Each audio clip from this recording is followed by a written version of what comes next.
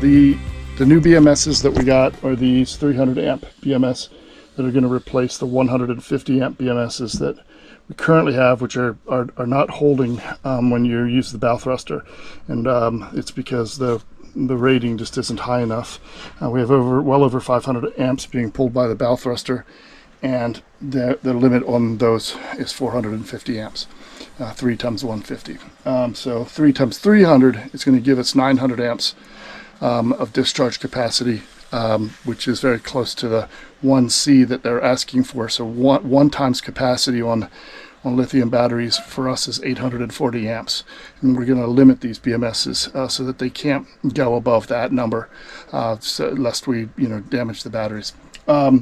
One of the things that we're doing is we're upgrading the fuses to Blue C's 350 amp T-fuse, and a T-fuse looks like this. And the point of it is that it has huge ampacity rating, like 20,000 volts or something, and so it doesn't. It's what they spec for this type of amperage.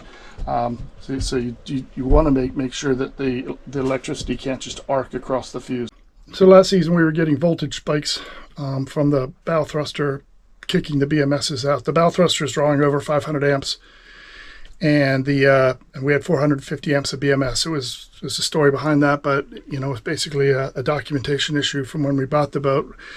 Listed the wrong bow thruster, and once we got that corrected, we realized it was drawing, I don't know, close to it was over 600 amps, was at least the initial start voltage, and it would probably go down after that. Motors do have a tendency to do that, to draw a lot of power when they first start up and then kind of settle out. But the BMSs are only going to see the peak and shut it down. So what ended up happening was these voltage spikes ran through the system, which we knew that could happen, and certain things were affected by it. One thing was older versions of 24 volt to 12 volt droppers. These are small conversion pieces of electronics that take 24 volts and make them 12 for when you're using things that are natively 12 volt, like navigation and whatnot, radios. And then also we had the alternator diodes and the rectifier go bad. And this is what the rectifier looks like here, the old one. And these pigtails coming off are what they call field control wires, which we had to solder on ourselves. They don't come with the rectifier, and that's required for the external voltage regulator. We have a Sterling Power Products ProReg DW, it's called, and it's a pretty sophisticated voltage regulator. But it turns the alternator on and off by way of the field control wires. So it pretty much controls the voltage and the amperage by way of turning the unit on or off as needed. I think the voltage is handled in a different way, but if the case gets too hot, it's got a thermostat probe for that. Make sure that it shuts it down if it gets too hot, and that's one of the ways that lithium batteries damage alternators is by just drawing so much power out of them that they overheat. They get cherry red if they're not careful. So the other item we replaced was what's called the diodes. And here's the old diode. You can see it's all kind of black in here, and I think it smoked it inside. But what the diode does is it's a one-way valve. It only allows power to go in one direction. And so when you're creating alternating current, you basically just capture that, the one pulse, the positive pulse, and let it go through the gate one direction, can't come back, and then do the negative, a millisecond later, same thing. And so it zips back and forth and creates DC power, direct current power. And so the only thing that was a little tricky with this is that they have to be soldered, and I ended up just breaking the tabs off the side of them, and then because the tab was soldered to the wire, I couldn't get it loose, so I just broke that off, and then once it was off, I had a better angle at it with a soldering iron. As far as soldering irons go, the one I like the best is this. It's this ECG butane powered powered soldering iron, and this thing gets really hot, and and that's the problem with most soldering irons, is they really don't get hot enough. They're not like really industrial strength. This one here, not so much. This was a Benzomatic, and it just lasted like a month and then stopped working. Never been able to get it to work since. I don't even know. In fact, I'm gonna throw it away. It's a piece of crap. I'll tell you, I'm on a mission to throw away as much crap as I can on this boat. We just sent 275 pounds of stuff to the boat, and that's just weight we have to carry around if we can't get rid of things. Now, some of it's like zincs, and we'll lose the old zinc since that's good. Bottom paint, I don't know what you're gonna do. It's just got to be painted onto the boat. But I'm throwing as much crap as I can out of this place. I'm tired of it. And it's raining. I hate when it's raining. It totally demoralizes me. Okay, the next big project is that we're going to replace our 150 amp BMSs with these 300 amp BMSs with a parallel balancing pack on them. And so that's the job for the day. So as we can see, the new BMSs are significantly larger and bulkier than the 150 amp versions. And the problem I'm having now is they've used 2 4AWG wires, and I have purchased those 2-aught cabling to do this job with, and I think that it's too big. And although that costs probably over $100 for the black and the white cable, I think I'm going to have to abandon that idea and go with Daly's version, which is 2 4AWG cables, and I think that those do test out on Blue Sea systems for 280 amps, 1 minute duration, and that's the lowest number that they will calculate. And so I think that I can safely go with a bunch of 4-aught cable. I try to make each length of wire the same length exactly, because these battery packs are so sensitive that even if you have one lead that's shorter than the other, it'll favor the one battery pack over the adjacent one, and you'll find that one of your battery packs, or a battery as people would know it, is doing all the work because it's the easier path. So I've got the first battery pack disassembled, and although the negatives are disconnected at the shunt for all 3 battery packs, that doesn't mean that there's not hot power between cells. So you still have to be very careful with socket wrenches and tools of various sorts, because you will short them out, and it's not good for the battery packs to do that. So we try to obviously want to avoid that. I have today and tomorrow to get all of this put back together, because today's Saturday, and on Monday at 3 o'clock we launch. And we need DC power, and it'll be a big fail if we don't have it by then. And there's no excuse for not having it by then. It just takes work, and again, project management 101. We always tell people, you would give your left testicle for the minute that you waste early in a project, because when you get to the end, it's always just it's just your hair's on fire and everything, trying to get things done, and the to-do list is long, and you end up pulling all-nighters and things like that in order to finish on time. And we just can't do that. So knowledge in hand, off we go.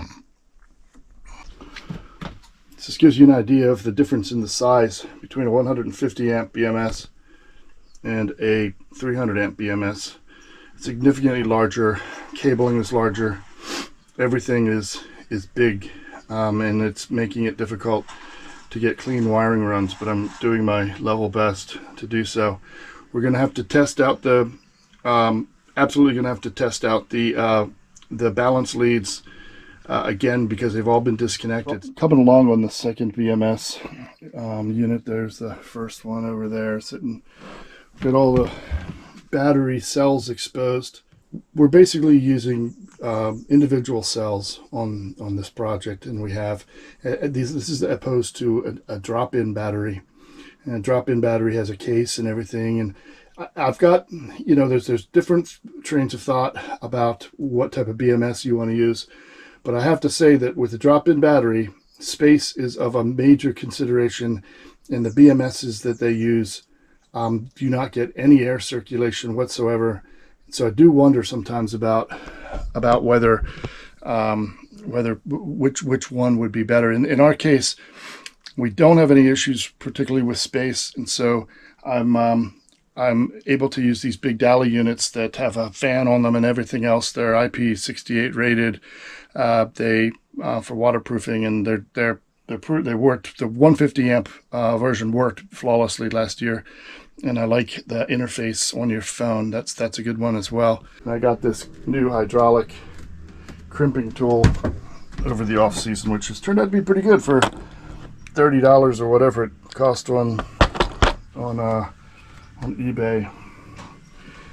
So it's not as easy to change the sizes as it is with kind of the rotary, these little rotary discs on this. You press the little button. I can't really do it with both one hand, but you press the button and then you can spin the wheel to get the different sizes. But I have to say, one of the issues is that different brands of wiring manufacturers have different ideas about how thick 4 AWG wire is, and also the crimp manufacturers, the lug manufacturers, same thing. Some of the lugs are thicker and require, a different setting than what is specified, or else it doesn't crimp it enough. You end up with a loose wire. You do require a cold weld between the lug and the wiring. We're now following ABYC's specifications, detailed specifications on making sure that every part of this system meets ABYC's standards. And one of the things that is required is having a very high ampacity interrupt rating. And to do that, you need T-fuses, which is what we have here. So I have a tip for the viewers here. We have to extend these sections here, and there's not long enough, and I really do wish, if there's a downside to this particular brand, and I think this is probably the way it works for all of them, they kind of skimp a little bit on the amount of wire they give you and the quality of the wire, in all honesty. This is just straight welding cable that says 4 AWG on the side of it, but it doesn't say very much else about what it is. So here's my trick. When you pull this apart, it's going to fan out and make it very hard to get the wires in the butt terminals I'm getting ready to use. So what I'm doing is I'm cutting out a section of it in the middle and leaving this piece of insulation on. And what that does is it keeps the wire from fanning out. Okay, so what I'm going to do is, this is a big, fairly large terminal from Anchor, and I probably still won't get everything in here, but I'll sure get a lot more than I could the other way. And on it goes, just like that. And it is, oh my God, it's so much easier to do it this way. Cut that little piece off. Thread that the rest of the way on. Now this is the trick here. I got to make sure that I do not let this thing slip off, which could easily happen if I'm not careful.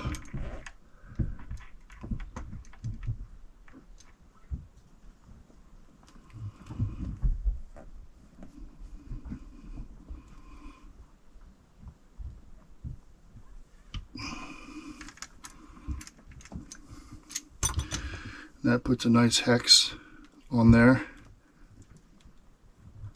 Now what I'm going to do is I'm going to go down a notch to a 16 from a 25 and do it again, because I can hear wire moving inside.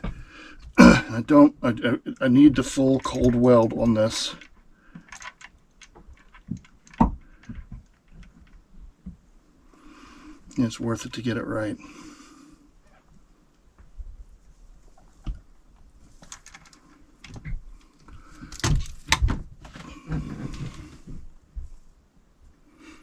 I hear no movement inside. And that's that. That's how it's done. We'll add another 4 gauge wire AWG onto the other side, and we'll get enough to we'll be able to make it to our negative leads, our negative posts on the battery rather. So we're going to put a piece of shrink tubing on there. We want to try to get it kind of centered.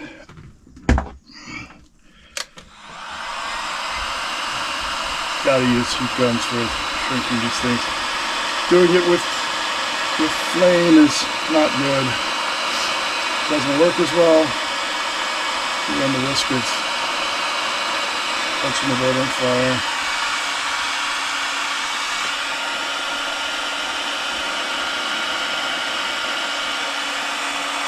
This is adhesive lined shrink tube, so that's glue inside of it. It really prevents water infiltration. Crimp connectors are done in color coded. There we go. See the end of it sticking out. There, it's a little bit. Make sure that you're all the way through. This is a blue connector, so it gets crimped with the blue part of the crimp connector. Crimping tool rather. And you gotta give it a good squeeze. I always want the crimp connector to be the smallest one that will fit, smallest between the red, yellow, and blue. Red's smallest, blue's middle, and yellow is the largest. You wouldn't want to put a yellow on a wire that could accept a blue. And you wouldn't want to put a blue on one that would accept a red. You always want to go small so that the crimp doesn't just, squeeze the wire out to the side. I had to bore out these 2 holes here with a cone drill bit, which did a really nice job of bringing them up to 1 inch, which is what was required for these 2 4 AWG rather cables. Okay, so we're gonna go ahead and test this particular set of leads, balance leads. These have got to be in the right order, or you will fry the BMS. It will just immediately go. Smoke will come out the sides of it. So we test the negative to the number 1 lead. We've got 3.27. Go to the second lead. It's going to climb incrementally. 6.59, 9.89, 13.19, 16.49, 19.79, 23.9, 26.39. Now you notice each lead is greater than the one before it by about 3.2 volts. And that's what we're testing for. We've got volts selected. We're on the DC side, and we've ranged it to 2 decimal places. Now we know we can plug this into the BMS without having any problem. If you have one of these leads reversed, your day will be ruined, I assure you. So one of the things you'll notice on these balance leads is that I've flagged every single one of them with a number. That one doesn't show very well. It's kind of right in the middle, but here's number 4. It is so important to get these balance leads on the right post. That you just, if you're doing it without flagging it, you're just asking for trouble. You'll end up having to go back and check and recheck and quadruple check and try to find out what's wrong and why things aren't where they're supposed to be. That really helps. So one of the things I wanted to make note of is that we absolutely flag and put labels on everything. I feel like that one episode of The Simpsons where Homer's walking around with a letter tag, like putting labels on everything. But it's so important to have documentation that doesn't require a lot of digging to find, and so you really want to put a flag on every balance lead so that you know which one it is. It makes running the things so much easier, getting them on the right posts. It doesn't get you away from doing the final test on with a multimeter to confirm that you're getting the right voltages, but it does make it much more likely that you're going to get it done right on the first try.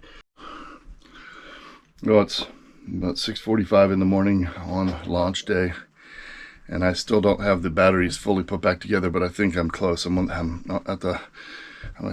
almost at the finish line here. Just have to be mounted and plugged in. Okay, so as we've gotten this put together, you can see the wiring is not as pretty as some installers would have it, but the reason is that it's turning out, there's a lot of new information coming out about lithium batteries, or LifePo4 batteries, as installs progress and more people are using it. And one of the things they're finding is that they are very sensitive to having the supply lines and the negatives be the same length, and so that if you run it tight to the fuses, you're going to have a long run, a medium run, and a short run, and they're so sensitive to just micro amounts of voltages that you'll end up favoring one battery bank over the others, and by doing that battery bank takes all the abuse and the rest don't get loaded very much, and eventually the one that's being worked all the time will be more prone to failure. So they're recommending, best practices to try to do what you can to keep these runs equal, and that means lots of extra wire. Unfortunately, I would very much like to not spend the money on this type of wiring, but after you spent what you spend on a battery pack, to go cheap on the wiring just seems completely foolish. So we're not going to do that, and so I'm just going to keep progressing forward. I think we're pretty close.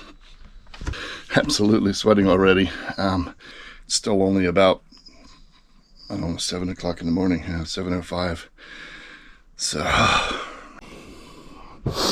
just took readings on all of the balance, lead, plugs, and made sure that we were good there. We have everything hooked up except the positive and the negative.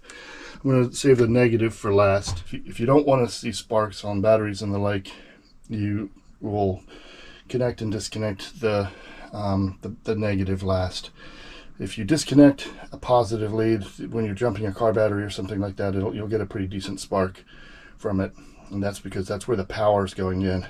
By the time it comes back on the return side, it's already lost its if it's under load, it's going to lose its juice. So that's how we do it. Getting pretty close here. We got all the positive side hooked up. It's going to be a real pain in the butt to replace any of those fuses if they ever blow, but I'd rather work hard and fix the fuse than not have the fuse and have a problem, bigger problem. Got the negatives connected through. I dropped one of the bolts into the bilge, so Scott had to run out and get another one, and he's not back yet, but I'm just doing a quick check, looking at everything and making sure that there's nothing missing.